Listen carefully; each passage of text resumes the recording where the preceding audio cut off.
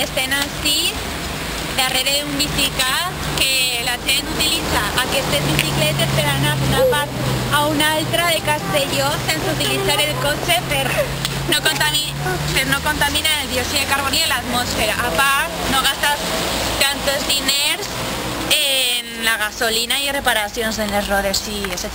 Però això té uns inconvenients perquè quasi tots els dies va un camió a replegar les bicicletes i emportar-se-les.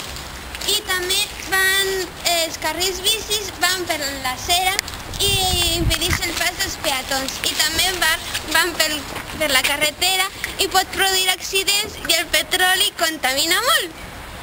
Està molt bé que en Castelló tinguem el bicicas per intentar no contaminar tant, però també tenim que pensar en la seguretat dels xiquets, ja que ens trobem en l'acera del col·legi i es troba al costat el bicicas, que això pot ser un perill per als xiquets.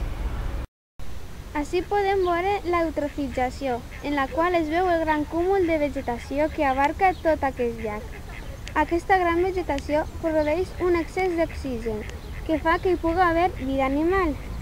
Per exemple, els peixos, ànecs i tortugues. Com podem veure, l'aigua està verda a causa de la gran contaminació, que encara que hi ha filtres per a depurar, estan obstruïts i la brutícia no passa. Per això la tenen que depurar manualment. Així estem a un parc on podem veure que les persones deixen les seues deixalles a terra provocant una contaminació encara que siga en petit grau. Però nosaltres podríem solucionar-lo agafant els papers i llançar-los hacia aquesta paperera que justament es troba al costat. Aquest és un dels contenidors que hi ha a Castelló per a reciclar les piles i les llaunes. Així veiem les piles i a aquest costat les llaunes. D'aquesta manera no perjudicaríem el nostre medi ambient. Un dels problemes que hi ha a Castelló és que, a més de que la gent no sol reciclar ni les piles ni les llaunes, no hi ha molts contenidors i estan mal distribuïts per Castelló.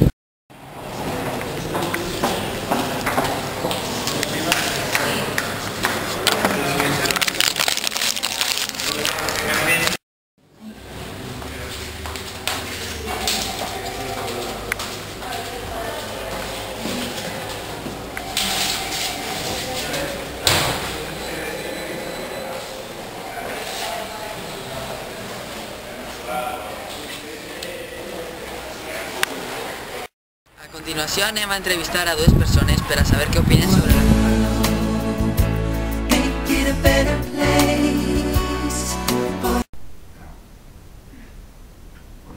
la ruïna, la contaminació d'una ruïna per a tots, perquè això contamina i és ruïn pels pulmons, és ruïn per tota la persona.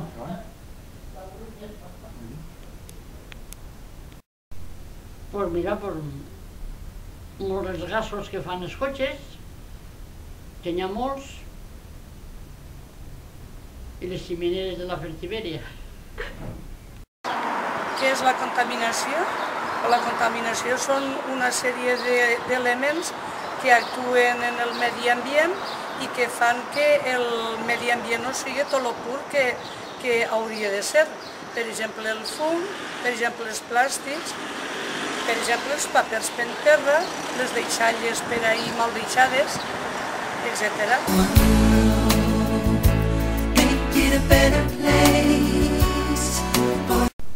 Sobretot els cotxes, tot el trànsit que hi ha de cotxes, autobusos, les xumeneres del serrallo, i tot el que és contaminant, i calefaccions, i totes les coses que... Hi ha moltes coses que contaminen. Moltes. Hasta la basura contamina. Que t'he dit antes, tots els cotxes que hi ha, perquè n'hi ha molts,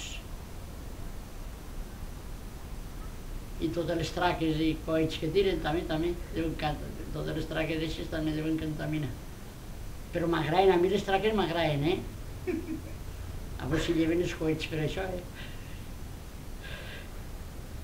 Així podem veure un paisatge descuidat de les zones verdes de Castelló, en els quals les males herbes s'han apoderat del paisatge. Al fons també veiem els tubs de la refineria de Castelló, que és una fàbrica molt contaminant de residus petrolífers. Pot ser un perill per a l'ecosistema marí, perquè els vaixells petrolífers poden tindre accidents. A continuació, veurem uns vídeos de la refineria de Castelló.